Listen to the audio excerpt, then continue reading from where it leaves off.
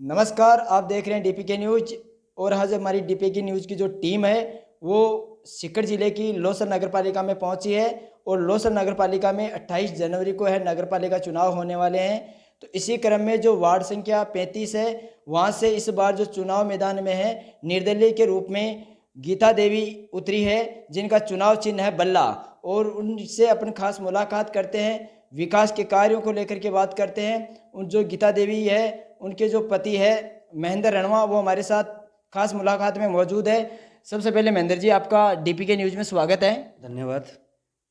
आपको चुनाव में पहली बार उतरे हो, उसके बतौर आप राजनीतिक में लंबे समय से जुड़े हुए हो। नगर जो पालिका है लोसल, उसमें आप एक कांग्रेस ब्लॉक के उपाध्यक्ष भी रहे हो, फिर भी आप एक निर्दलीय चुनाव लड़ रहे हो।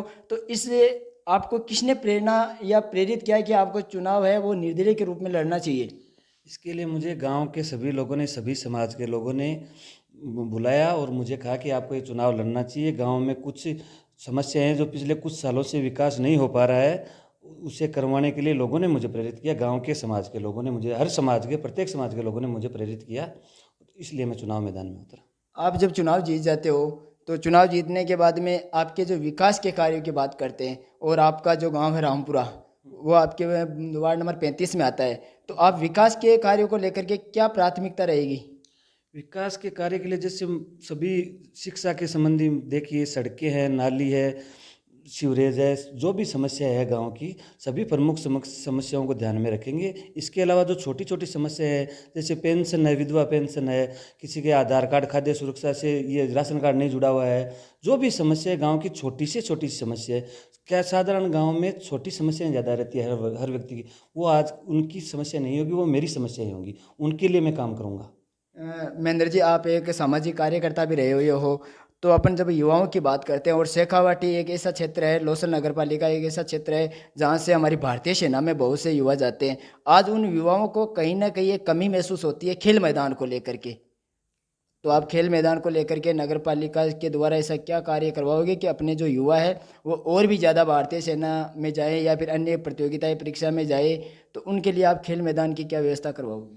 नहीं, ये खेल मैदान के लिए हम सभी नगर पालिका बोर्ड बोर्ड गठित होने के बाद में उसमें ये मुद्दा उठाएंगे कि प्रत्येक गांव वाइज, हमारे गांव में खास तौर से, हमारे वार्ड में जो भी सुविधा है उसके लिए जो नगर पालिका से हो सके, या नगर पालिका नहीं कर, जो मेरे से निजी कर सकता हूं मैं, खेल में प्रोत्साहित करेंगे, जिससे कि आगे सेना में जाए, शरीर फिट रहे, कुछ हर प्रत्येक चीज़ के लिए हम जो भी प्रयास होगा बोर्ड से करवाएंगे और खुद करेंगे।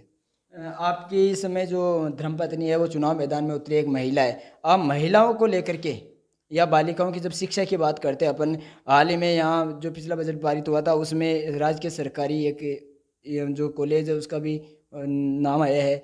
तो आप बालिकाओं की शिक्षा को लेकर के, और आपका जो वार्ड है वो काफ़ी लंबा चौड़ा है, यहाँ से 10-12 किलोमीटर 5 किलोमीटर का एरिया है, वहाँ की जो बालिकाएं हैं वो उस कॉलेज तक पहुँचे, उसको लेकर के आप ऐसी क्या व्यवस्था करवाओगे कि जो गांव की बालिकाएं हैं वो भी आज उच्च स्तर की अध्ययन कर सकें?